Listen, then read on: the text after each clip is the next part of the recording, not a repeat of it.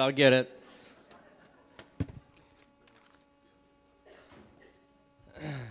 You know, John said it, of course, and toward the end I get to say it again.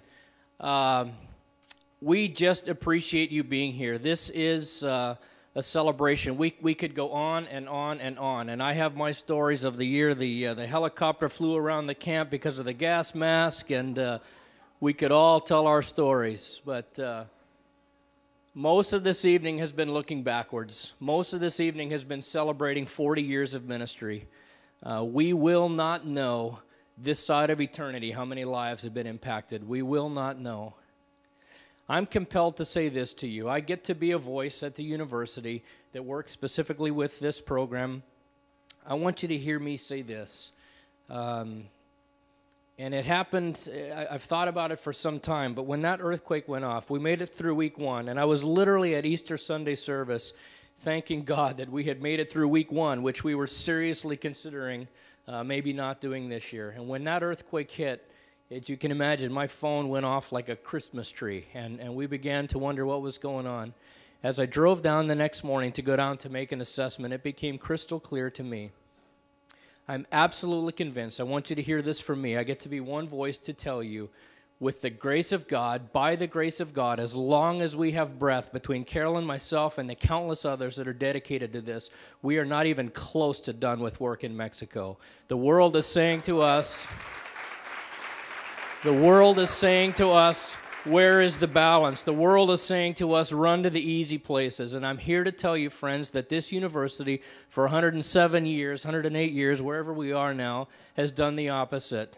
We have decided that we are going to go to the places. We are going to be a part of what needs to be done. We cannot and will not forget our friends to the south. They have been hammered the last few years, as Fernando said.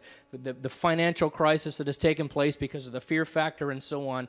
And I tell you this, friends, we cannot and we will not let go of the incredible ministry that we have there. We are scratching the surface for what it will look like. The Academy right now is talking left and right about the good and the bad and what a short-term missions look like and so on. Every person in this room will tell you that a short-term mission experience did something to change them or someone they know. We are absolutely committed to that in the Mexico Outreach Office and at Azusa Pacific University.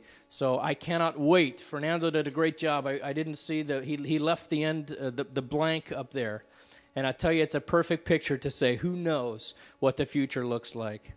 But we are blessed to be a part of a community that is finding the balance between, I've never said this to you, Dr. Wallace, we're finding the balance between God first and safety first. And we are going to find that healthy balance by the grace of God, and we're going to figure out what that looks like, and we will continue. I pray 40 years from now, we will continue to be able to have told story after story after story of true transformation in people. And I just thank you right now for what you have done.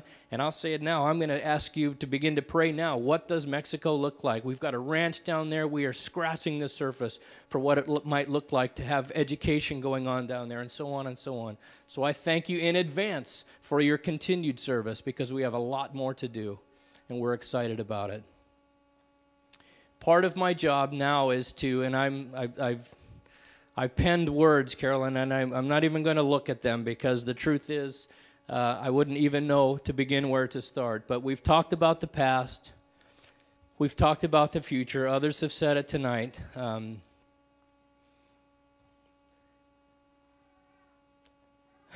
It's weird. I work with you. I sit 10 feet from you. Why don't I say this stuff to you instead of having to do it in front of all of these people and so on? Truly, none of this would have happened. Truly, we would not be in this room tonight. Truly, the stories that you have said about people that are in full-time ministry to this day would not have taken place without Carolyn Coons. We know that. With the message that she had said, she has inspired young people. She has inspired people who the least, who had given, people, others had given up on them. I've watched her do it. She has inspired me. She has reminded me, Matt, we can do this. Matt, don't worry. Travel warning, schmavel warning, she says to me with great regularity. I'm not kidding. And we do it. So Carolyn, I simply can say to you this, that again, we will not know, nor do we need to. That's the beauty of the living God. It's not our job to count. We value the seed rather than the bouquet. We know that seeds have been planted because of you. Your home is open to people. You have made your home open. You have made your office open. You have believed in high school students. You have believed in college students for year after year after year after year. And I'm running out of words other than to say thank you. I believe in you. I have immense respect for you. I always have, and every person in this room would say the same thing. Thank you. We have a special honor.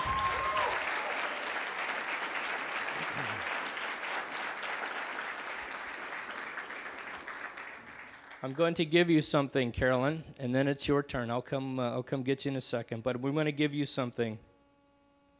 The office of the president. This is unique because this is usually an honor reserved for those who have officially retired or have gone to be with the Lord, and you are certainly neither close to either one of those, and so it's a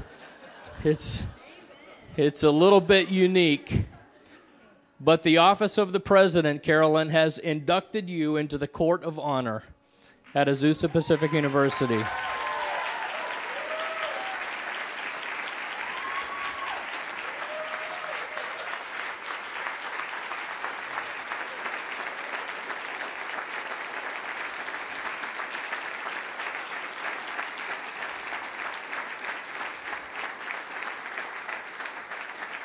It's a replica.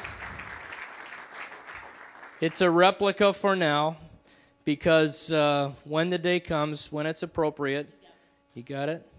We will put your name up with Hank Boda and Gladys and so many others, the great cloud of witnesses over in Munson that is the court of honor. And I can think of few people that deserve it more than you. Carolyn Coons, Dr. Carolyn Coons. Wow, thank you.